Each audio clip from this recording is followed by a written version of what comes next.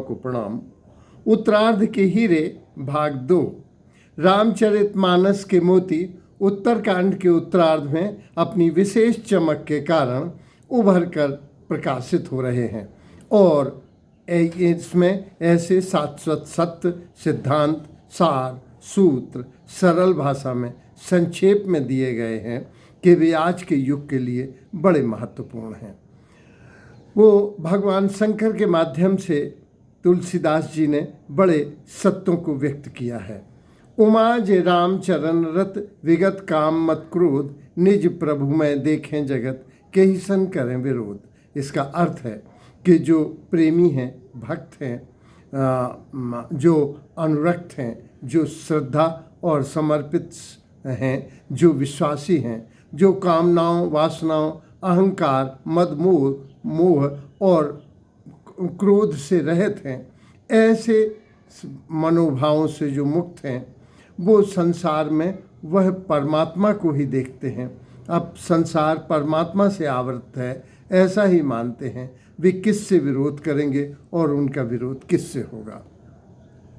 वस्तुतः इसमें ईशोवास्य उपनिषद में भी आया है कि यह संसार परमात्मा से आवृत है और संसार के सभी जड़ चेतन में वह परमात्मा अंदर और बाहर से विराजित है। जड़ और चेतन उसी से आलोकित है। इसके बाद अष्टवक्र महागीता में भी इसकी पुष्टि की गई है कि जो आत्मत हो गया, जो आत्मवान हो गया, जो आत्मरूप हो गया, उसके लिए क्या दुख, क्या सुख, क्या पिता, क्या पुत्र, क्या दुख, क्या सुख, कौन शत्रु, कौन मित्र। इसी तरह से जो महोपनिषद है उसमें भी आया है कि यह संसार वसुधैव कुटुंबकम की तरह है। ये पूरा संसार एक परिवार है। तो इसमें जो जैसा कि भक्तमाल में आया था कि भक्त को इतने गुणों से अलंकृत होना चाहिए, वह भगवान शंकर ने कहा है। सुंदरकांड में भगवान राम ने विभीषण को यह वरदान दिया है और बताया है कि सज्जन कौन है और सज्जन होने की तरकीब क्या है। तज मदमोह कपट छल नाना, करऊँ सद्य ते साधु समाना। अगर कोई मदमोह और कपट छल छोड़ देता है तो वह साधु के समान, मैं उसे बहुत शीघ्र, सद्य ते साधु समाना, मैं उसको साधु के समान शीघ्र ही कर देता हूँ।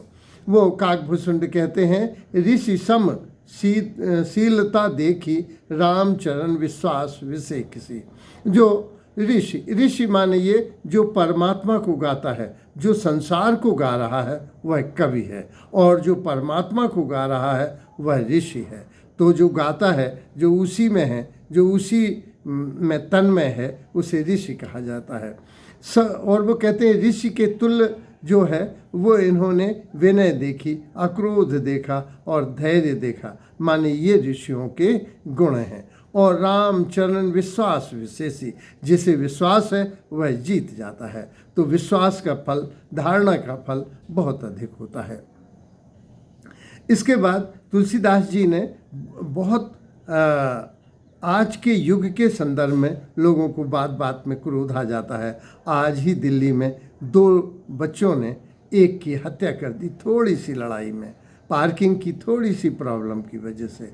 लोगों को इतनी जल्दी क्रोध आ रहा है, इतना अविनय देखा जाता है, इतना अविवेक देखा जा रहा है कि आश्चर्य होता है। ऐसे में उन्होंने इस संसार के लिए और स्वर्ग के लिए 2 मार्ग बताए हैं। वस्तुतः मार्ग 2 हैं। अगर हम देखें तो कहीं प्रवृत्ति मार्ग है, कहीं निवृत्ति मार्ग है। कोई श्रेय है, कोई प्रेय है, कोई सत्य है, कोई सांख्य है, कोई संसार है, कोई संन्यास है, कोई भक्ति है और कोई ज्ञान है। तो आज के युग का व्यक्ति बहुत बुद्धिवादी हो गया है और बुद्धिवादी होने से वह हर चीज़ बुद्धि से तोलता है, इसलिए ज्ञान का मार्ग उसे ज़्यादा सरल दिखाई देता है, जैसा कि वस्तुतः है नहीं। गीता के अध्याय 12 के प्रथम और द्वितीय श्लोक में आया है कि साकार उपासना सरल है कि निराकार उपासना सरल है। तो भगवान कृष्ण ने कहा है साकार उपासना सरल है। उसी तरह से ज्ञान का मार्ग और भक्ति के मार्ग में आया है कि भक्ति का मार्ग सहज और सरल है, सुलभ है और सफल है, जबकि ज्ञान का मार्ग बहुत दुसाध्य है। लेकिन आज का व्यक्ति चूँकि ज़्यादा बुद्धिवादी हो गया है, इसलिए ज्ञान की सीढ़ियों को बतलाया है और ज्ञान की उपयोगिता को बताया है। और ज्ञान उन्होंने तुलसीदास जी ने इस ज्ञान के विभिन्न सीढ़ियों को अभिव्यक्त करने के लिए कहा है कि ज्ञान और भक्ति में अंतर कितना है। तो इसमें है और ज्ञान भगति कर भेद सुनो सुप्रवीण। ये ज्ञान और भक्ति में क्या भेद है। फिर उन्होंने कहा है भक्त ही ज्ञान ही नहीं कछु भेदा उभय हरय भव संभव केदा। जो इस भव संसार के विभिन्न समस्याओं का समाधान करते हैं, वो उन्हें हम कहते हैं दोनों ही संसार की समस्याओं को और स्वर्ग के जाने के रास्ते को प्रशस्त करते हैं। तो भक्ति मार्ग सरल है, लेकिन आज का युग, आज के व्यक्ति, बुद्धिवादी व्यक्ति ज्ञान का मार्ग अपनाते हैं। इसको उन्होंने ज्ञान के मार्ग को समझाने के लिए एक रूपक लिया है और कहा है सात्विक श्रद्धा धेनु सुहाई जो हरि कृपा हृदय बस जाई जप तप व्रत जम नियम आचारा जे श्रुति कहें शुभ धर्म आचारा ते ही तृण हरित चरे जब गाई तब भव वत्स शिशु पन्ही अभिलाई। इस तरह से इन्होंने ये कहा है कि गाय जो श्रद्धा है रूपी गाय है, सात्विक श्रद्धा कहा है। श्रद्धा तामसी, श्रद्धा राजसी भी हो सकती है, क्योंकि श्रद्धा वस्तुतः गुणों के प्रति आसक्त होने का नाम है, गुणों के प्रति समर्पित होने का नाम है, अपने से उच्च के प्रति। तो उच्च जेब कतरों में भी उच्च जेब कतरा हो सकता है, निम्न, तो उसकी श्रद्धा तामसी श्रद्धा है। राजा बड़ा हो सकता है, छोटा हो सकता है, छोटे राजा का बड़ा राजा प्रेरणा स्रोत हो सकता है, उसे राजसी श्रद्धा है। इन्होंने कहा सात्विक श्रद्धा, श्रद्धा जो रज और तम को बैलेंस बनाकर जो सर्वोपरि है, उसे सात्विक श्रद्धा कहा जाता है। तो श्रद्धा रूपी गाय हो और जो वो गाय चरे, वो जप तप व्रत और यम और नियम और जितने भी श्रुतियों के द्वारा आचार विस्तृत किए गए हैं, बतलाए गए हैं, वह उनको ले।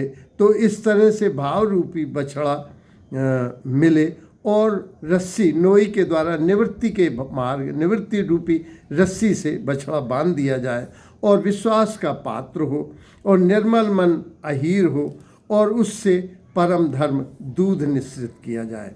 फिर वो कहते हैं उस दूध को ओंटना चाहिए, तो अकाम या निष्काम भाव से उसको ओंटना चाहिए। जब वह उठ जाए तो हमें संतोष की हवा से उसे, वो क्षमा की हवा से उसको ठंडा करना चाहिए, जुड़ाना, क्षमा और संतोष से उसे ठंडा। तोष मरुत तब क्षमा जुड़ावे धरती सम जामुन दे जमावे।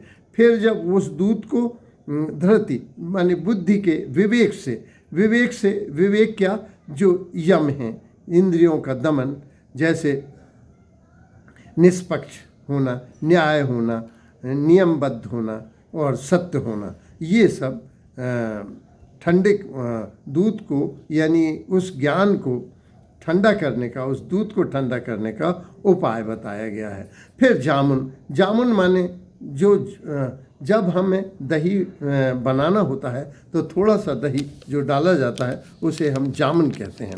तो हमें भी उन गुणों से अलंकृत होंगे जो परमात्मा द्वारा हमें बताए गए हैं और परमात्मा के कुछ गुण हम में होने चाहिए, चाहे वे बूंद के रूप में हों। वो सागर है, हम बूंद हैं, तो वो सूर्य है तो हम किरण हैं, लेकिन किरण और सूर्य का, बूंद और सागर का स्वाद तो एक है, स्वभाव तो एक है। जब हम उस प्रकाश को, उस ज्ञान को आचरण में लाते हैं तो उसे हम उसे ही प्रकाशित करते हैं।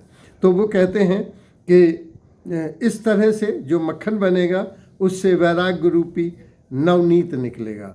उस नवनीत जब निकलेगा तो उस नवनीत को जोग अग्नि कर प्रगट तब कर्म शुभा शुभ लाए, उस योग अग्नि से हमें अपने कर्मों की निर्जरा करनी चाहिए। उन कर्मों को, अच्छे कर्म को, बुरे कर्मों को जला देना चाहिए, क्योंकि जो पुण्य करेंगे वो स्वर्ग जाएंगे, जो पाप करेंगे वो नरक जाएंगे। लेकिन जिनके कर्म की निर्जरा हो गई है, जिन्होंने अपने पापों को से पछतावा कर लिया है और प्रायश्चित कर लिया है और दोबारा न करने का प्रॉमिस किया है, ऐसे व्यक्तियों की कर्मों की निर्जरा होती हैं और फिर भी निष्कंटक हो जाते हैं, फिर उन्हें शल्य या कांटा पाप का चुभता नहीं है। तो वो कहते हैं अगर ऐसा है हो जाए तो उस घी को निश्चयात्मक बुद्धि मानना चाहिए। उसमें ममता रूपी जो मल होता है घी जल जाता है और इस घी से वैराग्य रूपी बुद्धि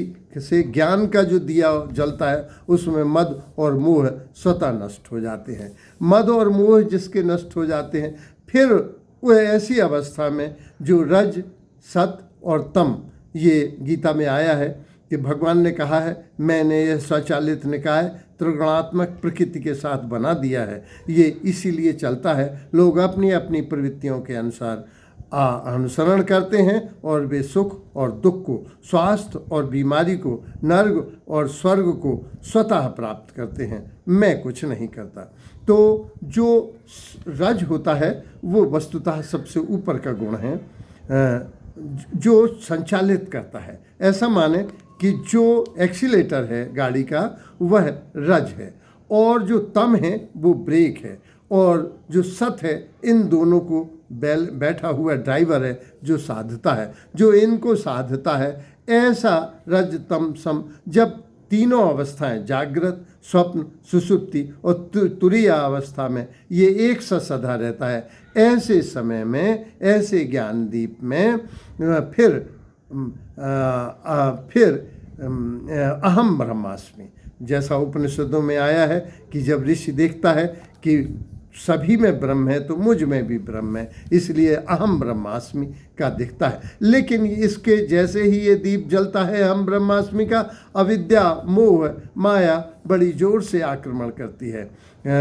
मद, माया, ममता और क्रोध, काम, ये सब चीज़ें बड़ी तेज़ी से जागती हैं।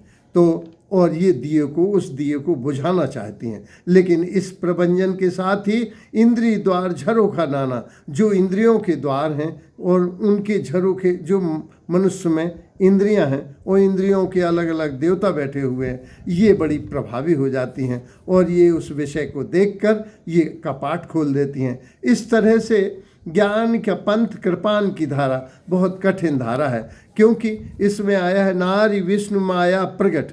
जो स्त्री है वो प्रगट माया है और माया से ब्रह्मा शंकर भी नहीं बचे हैं। इस तरह से नारी विष्णु माया प्रगट, क्योंकि स्त्री में विष्णु की माया का आधा बल आ जाता है, इसलिए वह सशक्त हो जाती है और ज्ञानी को वो विक्षोभ पैदा कर सकती है ज्ञानी के मन में। इस तरह से कहा गया है कि ज्ञान का पंथ कृपान की धारा, जो ज्ञान का पंथ है वो कृपान की धारा है। या अगर जो इनसे पार कर लेता है, इसे प्राप्त कर लेता है, वह कैवल्य पद को, मोक्ष को अथवा परम पद को प्राप्त होता है।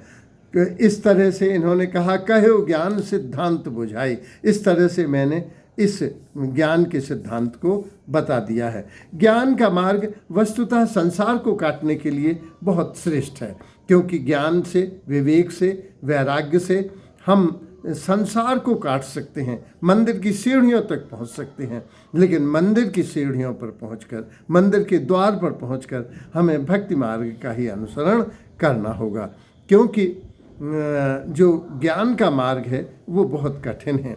मिल सकता है, दोनों ही भाव बंधन को हरते हैं, लेकिन सरल मार्ग है। इसीलिए इन्होंने कहा है अस विचार जे मुनि विज्ञानी जांचें भगत सकल गुण खानी। भक्ति सकल गुणों की खान है, इसलिए सभी मुनियों ने, सभी मननशील लोगों ने और सभी ज्ञान की शाखा के अग्रगण्य लोगों ने, चाहे हनुमान हो ज्ञानाश्रयी शाखा के सर्वोच्च, लेकिन वे भक्त हुए, कबीर हों वे भक्त हुए। तो अस विचार जे मुनि विज्ञानी, जांचई भगत सकल गुण खानी। इसलिए उन्होंने भक्ति का ही सिद्धांत को वर्ण किया है। तुलसीदास जी का कहना है, सेवक सेव भाव बिन भाव न तरह उर्गारी, सुभजऊ राम पद पंकज अस सिद्धांत विचार। उन्होंने यह सिद्धांत दिया कि भक्ति का यह अचल सिद्धांत है।